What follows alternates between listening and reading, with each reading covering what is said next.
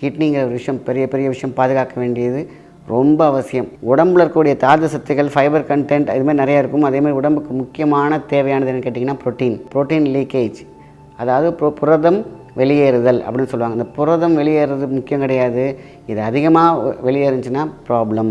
அடுத்தது வந்து பார்த்திங்கன்னா உங்களுக்கு ஸ்ட்ரோக்கு கொண்டு வந்து விட்டுரும், ஹார்ட்டு செயலிழக்கும், நுரையீரல் ஃபங்க்ஷன் செயலிழக்கும். இப்படி எல்லா உறுப்புகளும் டிஸார்டர் ஆகிக்கிட்டே போயிட்டுருக்கும். என்ன டிஸார்டர்? மல்டிபிள் ஆர்கன் டிஸார்டர் இப்படி வரும். ஆரம்பத்தில் இது எப்படி கண்டுபிடிக்கிறது அப்படின்னு கேட்டிங்கன்னா, உங்களுடைய நீங்கள் யூரின் போகும்போது பார்த்திங்கன்னா நுரைச்சி போயிருக்கும்.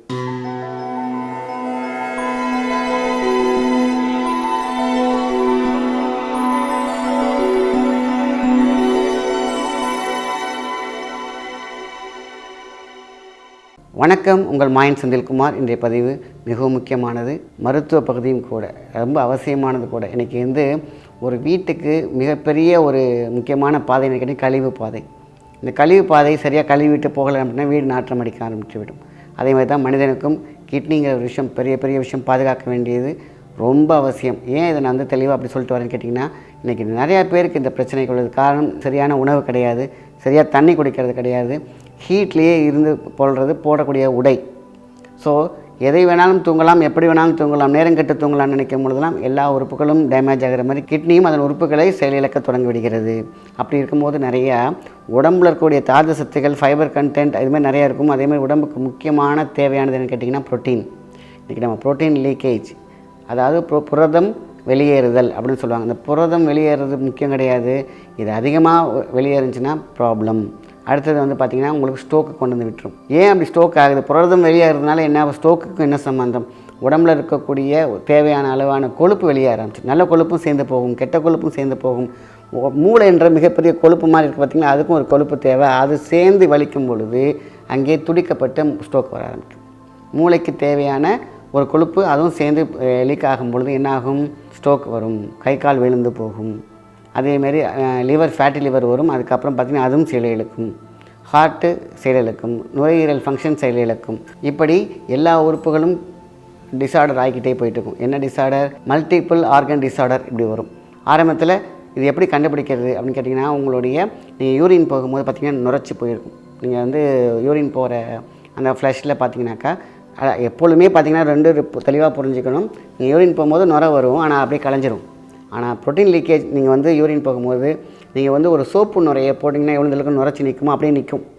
நீங்கள் ஒரு தடவை ஃப்ளஷ் பண்ணாலும் பார்த்திங்கன்னா அந்த நுரத்துக்கானது அப்படி இருக்கிற மாதிரி இருக்கும்.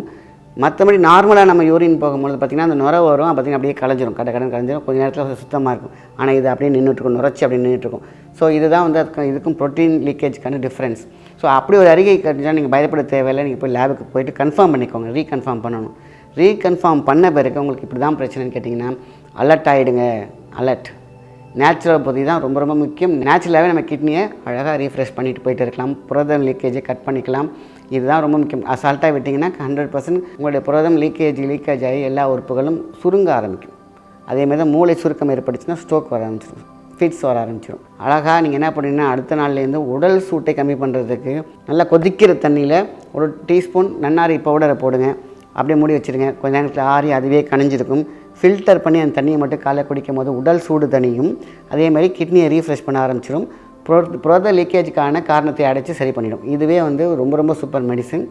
இரண்டாவது என்னென்னு கேட்டிங்கனாக்கா கோவக்காய், தி பெஸ்ட்டு ஃபார் ப்ரோட்டீன் லீக்கேஜ்.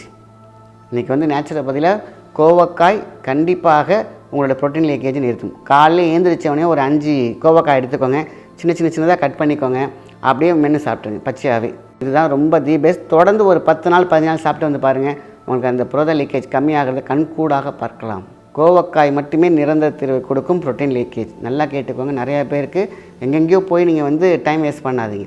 கோவக்காய் காலையில் எழுந்திரிச்சோடனே எம்டி ஸ்டமக்கில் சாப்பிட்டாலும் சரி, இல்லை சாப்பிட்ட பிறகு சாப்பிட்டாலும் சரி, நீங்கள் எடுக்க வேண்டியது ஒரு 5 கோவக்காய் எடுத்து நல்லா கட் பண்ணிக்கோங்க.